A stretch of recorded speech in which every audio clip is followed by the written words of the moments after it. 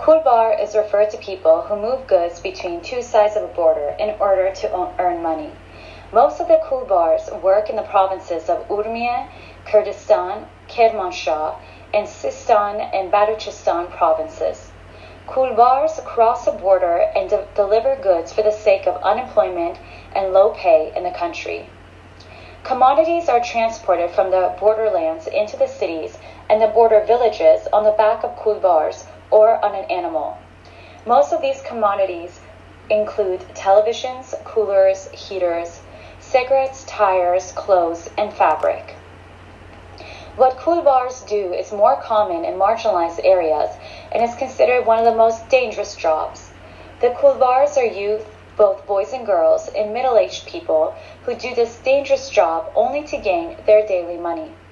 The age of these border workers is between 13 and 60 years old. Hundreds of kolbars workers have lost their lives on the borders of Iran.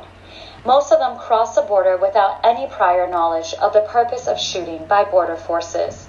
The highest number of killed kolbars is related to the cities of Marivan, Sardasht, Oshnavie, Bane, Nausud, and Kermanshah. Comparing of economic indices of development in border cities with other parts of the country shows inequality in investment and the lack of attention of the regime to these regions.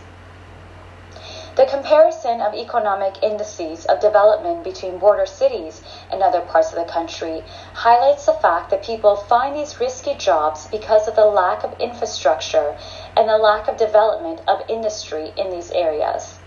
One of the main reasons for the expansion of this dangerous occupation is the lack of job opportunities, the lack of factories, and the lack of investment in border cities.